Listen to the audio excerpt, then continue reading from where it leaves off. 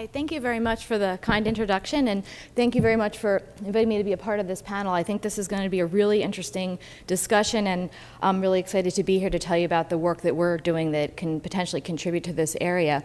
So I should start by saying that my lab is interested in appetitive behavior and motivation, and we study dysregulated eating behaviors having to do with anorexia, bulimia, but we also have an area of the lab that has been focused on this work related to the concept of food addiction, and this is, as Jim said, something that I began back in graduate school when I was working with Bart Hobel. So I want to give you a little bit of an outline of what I hope to cover in the next 20 minutes or so. I want to just sort of frame this around the concept of obesity and just briefly describe that problem. I also want to talk about the definition, or what I'm using to define these concepts of hedonic eating versus energy needs. And then I want to spend a few minutes just capitalizing on what Kent just very nicely showed us regarding the background related to food reward and the select associated brain mechanisms. I also then want to spend a few minutes defining what we mean by an addiction and what are the diagnostic criteria that psychiatrists and psychologists use when considering whether or not someone has a drug addiction. I then want to spend some time talking about food addiction and the empirical studies that have been conducted in this area. I'll mostly focus on the work related to animal models because that's my foray, but I will also mention some of the clinical work that's been going on in this space as well. And then I want to take a few minutes to highlight some points for further discussion that hopefully we can discuss in greater detail during the discussion panel periods. So as you all know, many of us are concerned with the obesity epidemic. Within the United States, we're seeing that approximately 69% of adults are overweight, of which 36% are obese. We know that being overweight or obese has comorbid health concerns such as heart disease, diabetes, higher risk of certain types of cancers. But we often don't really discuss the fact that being overweight or obese can affect overall psychological, economic, and social well-being. People who are overweight or obese have issues that relate to their psychological well-being that make their quality of life less than what it should be. And so since we strive to help people in many ways, it's important to recognize that there are medical and there are also other types of consequences associated with increased body weight. So the question is, why are so many people overweight or obese, despite the fact that there's plenty of different guidelines and useful programs out there for people to follow a healthy eating pattern? It seems that people have a hard time sticking to this problem or sticking to a healthy eating regimen. And so this is something that we've been studying and become interested in. And so I want to point out that when we talk about obesity, obesity is an endpoint. There are multiple contributing factors that lead to the obesity epidemic. And certainly we're not going to, in any session, identify one single cause of obesity. We know that sedentary lifestyle, genetic vulnerability, food accessibility, social norms regarding food, stress and endocrine factors, increases in portion sizes, and some genetic disorders such as Prader-Willi syndrome all contribute to the obesity epidemic in some various proportions.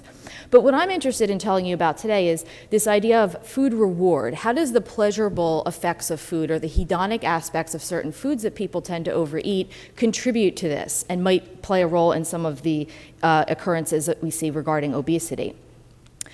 So this concept of hedonic eating varies dramatically from what we see with respect to the eating that we traditionally think about. It turns out that people report that they sometimes eat because they want to eat, not because they have to eat. So we all know that the purpose of food is largely to serve as calories for energy so that we can sustain ourselves and go about our day. But many people eat because they're bored or they're lonely or they're stressed. They eat for hedonic purposes, reasons that make them feel better for various reasons. And it turns out when people go for foods that are going to make them feel better, they don't reach for broccoli and carrots, unfortunately. They usually reach for things that are high in calories, and they often happen to be high in fats and sugars. And this is because these foods taste really good. And so because palatable foods that are rich in fats and sugars have become somewhat ubiquitous in our society, they're relatively easy for most people to get their hands on, and they've also become a big part of our social lives. As humans, I think we've always tended to congregate around food, but we see now that if you think about events that you might go to or places that you might go with friends or family, it usually centers around some sort of meal or some sort of caloric item. So food has become a large part of our social environment, and this injects a certain amount of opportunity for people to eat for hedonic purposes, not necessarily because they're hungry. So what kinds of foods are we talking about? As I mentioned, when we talk about this concept of food reward and food addiction, I don't like the term food addiction for many reasons, and I'll talk about why as we go through the talk. But we're not talking about foods like broccoli and carrots. We're talking about foods that are combinations of other things, which we talk about as being ultra-processed foods, or combinations of sugars, fats, and salts, and other ingredients that are in proportions that we wouldn't typically see in nature. We also use this term of hyperpalatability. So they're palatable, meaning that they taste good, but are they potentially overactivating these systems in the brain that are associated with the reinforcement of food intake and food reward in ways that are stimulating them beyond what would be seen with just palatability? So here's just a very simple diagram that highlights some of the pathways in the brain that are associated with food intake and also with drug intake that Kent nicely described a few minutes ago.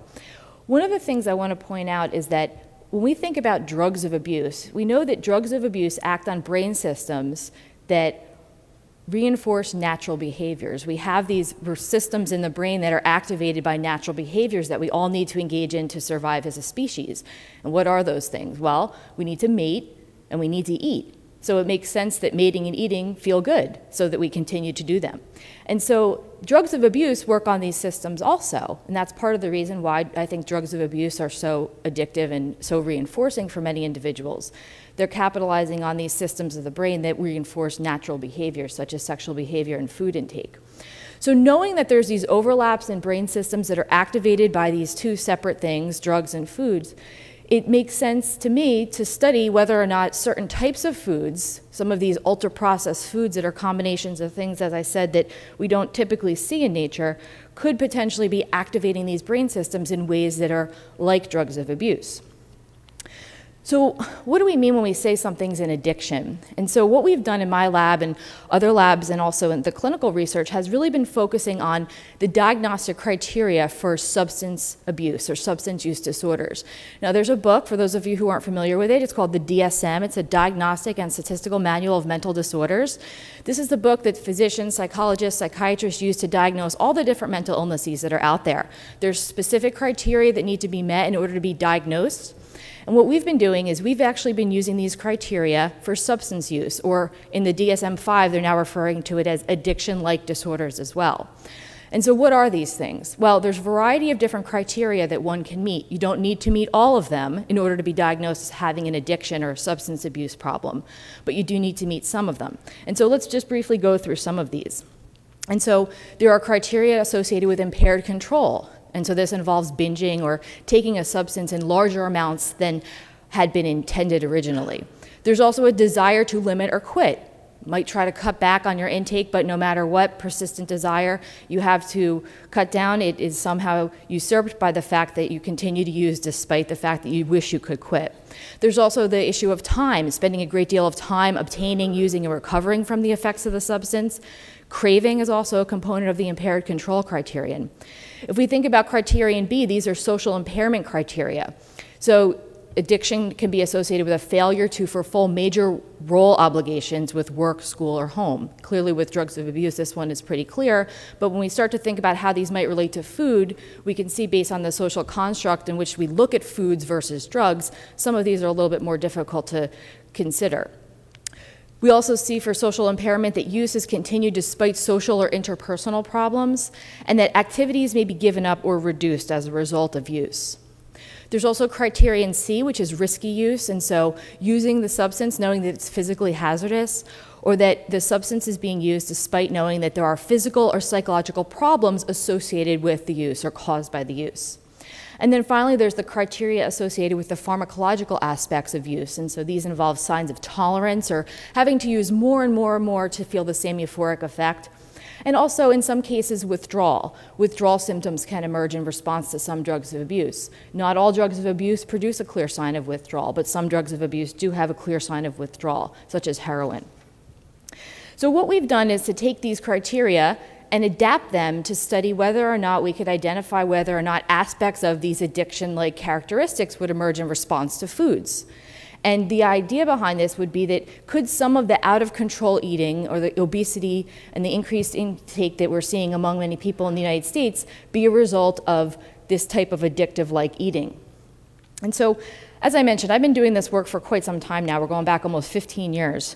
And I wanted to just point out that I don't have time to go through all the data that we've collected in this area, but you can see here from this review that I did back in 2008 with Bart Hobel, that at the time we had found that using the DSM-4 criteria, which was the previous version of DSM, we were able to identify signs of tolerance, withdrawal, consuming more than intended, and I'm going to talk about some of these in a few minutes. But we also saw, in addition to these behavioral criteria, several different neurochemical changes in the brain that were associated with these addiction-like behaviors. And so we would see changes in the release associated with dopamine, which is one of the neurochemicals that Ken talked about a few minutes ago. Also changes in dopamine receptor binding and increases in D1 receptor binding coupled with decreases in T2 receptor binding in the nucleus accumbens, and also changes in the opioid gene expression. And again, these changes that we were observing in response to rats that in this case were overeating sugar were similar to what had been reported in the literature for rats that were using drugs of abuse. So I want to just go through some of these behaviors very quickly. We found in our study, when we give animals, and we use Sprague-Dawley rats, these are your standard run-of-the-mill lab rat, we give them access to sugar solution. We also give them access to rat chow and water. They're never forced to consume the sugar. It's there as an alternative thing to drink. What we find is that we have rats that will overeat the sugar. And so if we give them limited daily access, we find that they will develop a pattern in which they consume more and more over the course of a month. And so you can see at the graph on the left, the daily intermittent sucrose and chow animals will continue to increase their intake over the course of a month, whereas rats with ad libitum access, they don't seem to overeat it. They consume it rather in a normal pattern, and we find that they actually decrease their chow intake to compensate for the extra calories that they get from the sugar when they have it available ad libitum. We also note that the rats that are over-consuming the sugar will binge on it in the sense that if we look at their first hour of intake, we see that they increase their first hour intake over the course of a month. But we don't see that happening with rats that are binging on chow or on a healthy rat food. So there's something special about this limited daily access to the sugar solution that causes them to increase their intake over time, which could be viewed as a sign of tolerance, and also increase the amount that they're consuming in the first hour, which we consider to be a binge. So when we look at the brains of these animals, we see that when we look for release of dopamine, the really important question was, is the dopamine release going to look more like what you would see with a drug of abuse or more like what you would see with a food? Drugs of abuse, one of the hallmarks is that they release dopamine in the nucleus accumbens every time the drug is administered. Be it cocaine, heroin, morphine, nicotine, it always releases dopamine. Food can also release dopamine, but the release of dopamine associated with food has more to do with the novelty of the food. And so once an animal becomes accustomed to the taste of a food, it no longer is novel. The release of dopamine is no longer apparent, and so the dopamine release will abate.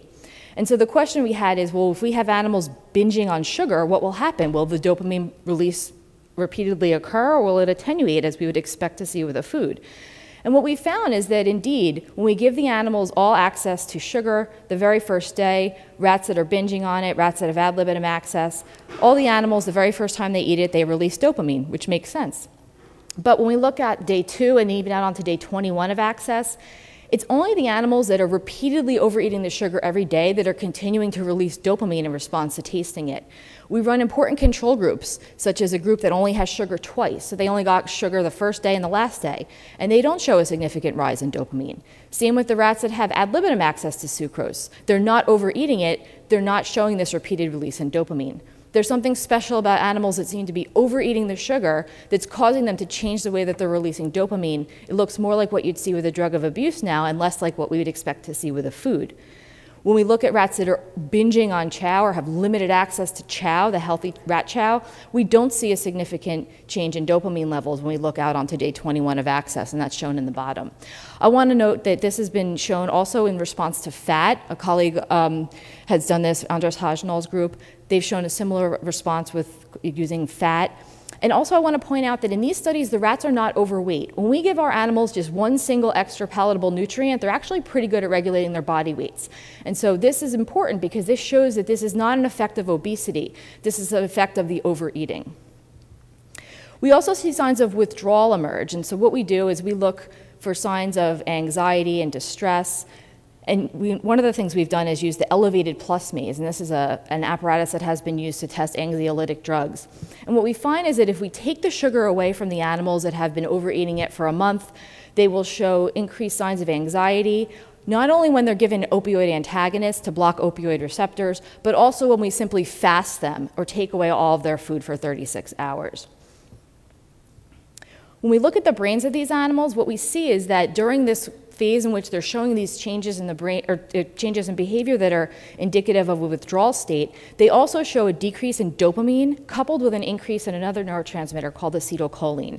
And this dopamine-acetylcholine imbalance that we note is similar to what's been shown during withdrawal from other drugs of abuse, such as morphine and nicotine and alcohol. So again, this is another parallel that we're noting in rats that are overeating sugar and also in animal studies of drugs of abuse. Now, craving is something else we've tried to look at. This is a little bit more difficult to study because obviously craving is a very human component and people can very clearly articulate when they're craving something. What we can do in our rats is see whether or not they're willing to do something that's kind of crazy in order to get access to the palatable food. In this one graph on the right, I've borrowed from our colleague Mari Baggiano, and she's shown that animals that are prone to binge eating are more willing to cross an electrified shock grid to get access to M&Ms than animals that are resistant to it. So again, this suggests that animals that have a history of overeating and are prone to overeating are willing to engage in behaviors that I think most people would agree are pretty risky. It's not a good idea to cross anything that's electrified, especially if you're a rat.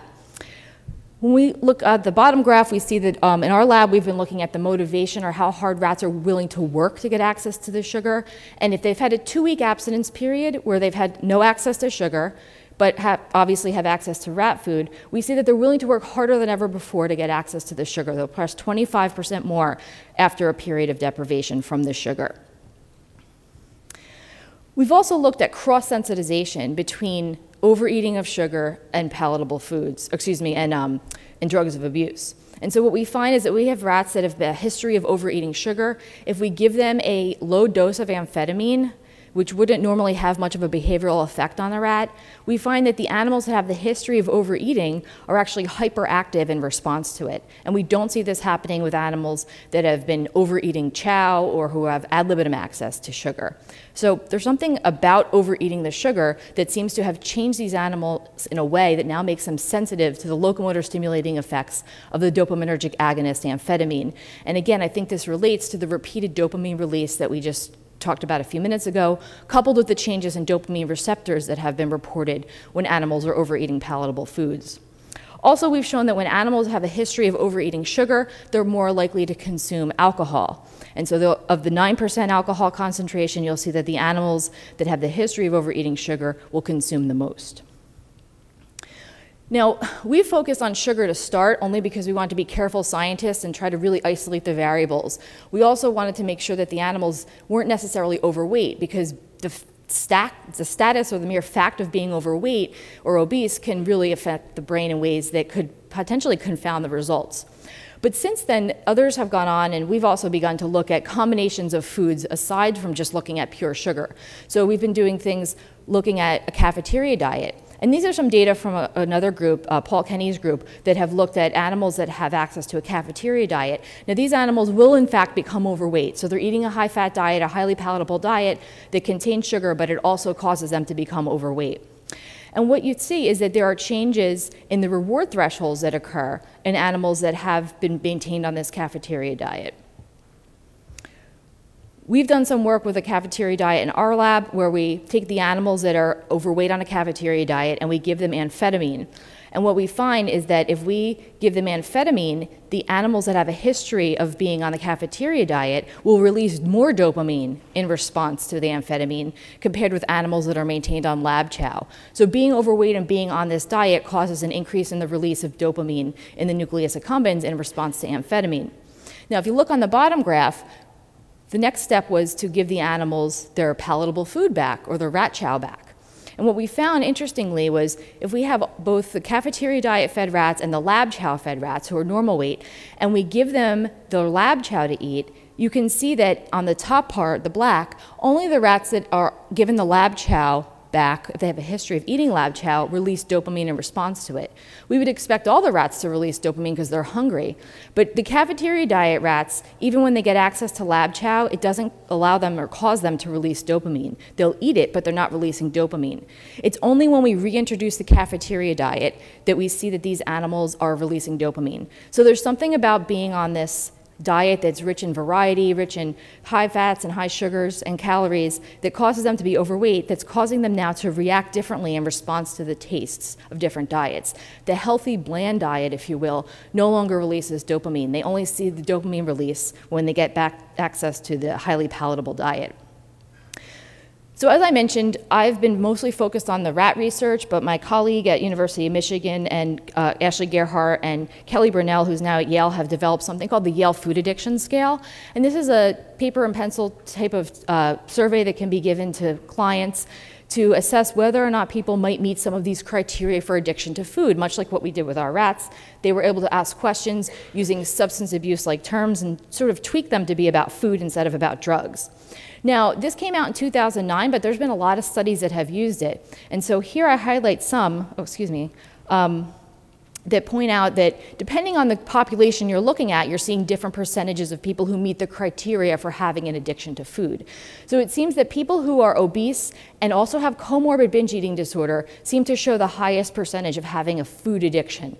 And so depending on the study, we see up to 56 or 57% of individuals in that group meeting the criteria for having a food addiction.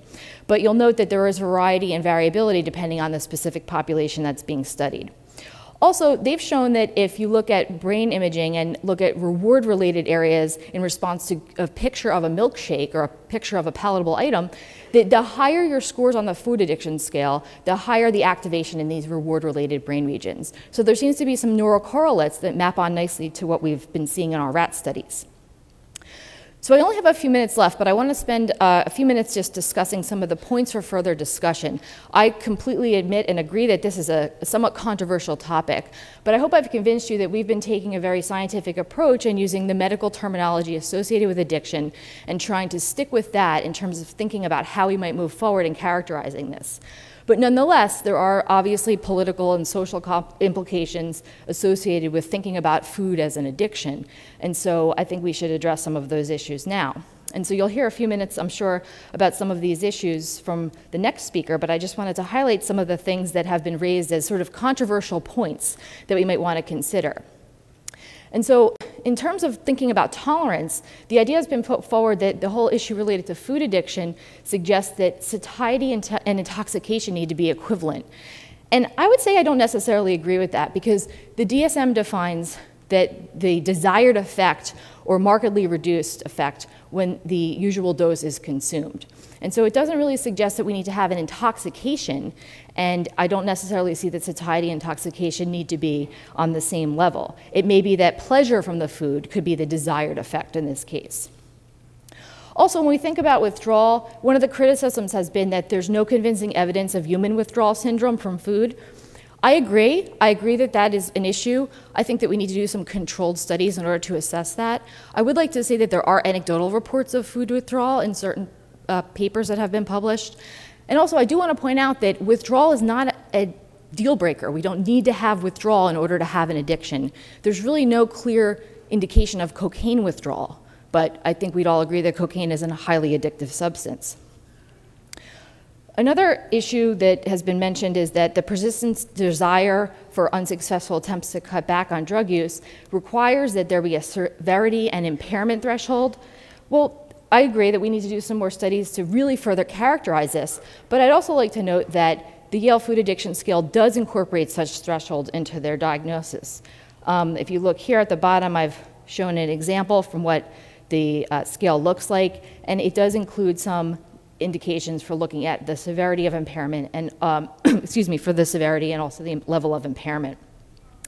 Regarding the fact that there's a great deal of time that's spent getting the drug or using the drug or the substance and recovering from it, one criticism has been that this is difficult to assess because of the ease and availability of foods. And I completely agree with that. And I think this is sort of one of the sticking points that we're going to have when trying to dissociate the effects of drugs versus foods. The two are clearly different socially. And so in how we measure them, that's obviously going to pose differences. I think that we also need to consider the fact that the obesity stigma is not necessarily the only exclusion factor. I think that obesity excludes people from a variety of activities. So one of the things that I wanted to mention is that on the plane I was reading a story about a woman who talked about how her sort of breaking point to realize she needed to lose weight was when her 8-year-old daughter asked her to go on a slide at a hotel. And when she got there, they told her that there was a 250-pound weight limit. And so she realized that she was being excluded from things in life that she wanted to participate in as a result of her body weight, and that led her to, begin to lose weight. I think because of the social norms surrounding food, this is not always an issue. And so when we think about some of these issues regarding the social, occupational, and recreational activities being given up, we have to really consider how food plays a role and how that differs from the effects of drugs. And then substance use has continued despite knowledge of having persistent or recurrent physical, psychological, or problems caused by that. The criticism is that this criterion requires the application of severity impairment. Well, I would argue that there's clearly an issue regarding the morbidity and mortality associated with obesity, and this is very well documented. Since obesity is a leading cause of preventable death, I think that this is something that is pretty obvious. So I just want to end, I see my timer's going off, but I want to mention that one of the other issues, and this is something that I think is very important, has been coming up regarding labeling someone as a food addict and how that may lead to further stigmatization. There's actually been 2 recent studies that came out within the past couple months that did studies to show that, in fact, when people are identified as food addicts, they're not necessarily stigmatized. And so there was no evidence of stigmatization regarding people when they're given vignettes describing people labeled as food addicts. So while certainly further studies are warranted, I don't think that the data so far suggests that stigmatization may not occur. So just to summarize, this is taken from a colleague's review paper from a few years ago. These are the DSM criteria for addiction, and there's a check mark next to the ones that have been met using animal models and human studies and the evidence for them. And so I think we've come a long way over the last 15 years in studying this, but I think we certainly have a lot further to go. And so I hope that this is really just the beginning of better understanding food reward and brain mechanisms associated with eating and how they may or may not lead to addiction-like behaviors. And I'll finally end by thanking my collaborators and students and the people who fund the work. Thank you. Thanks.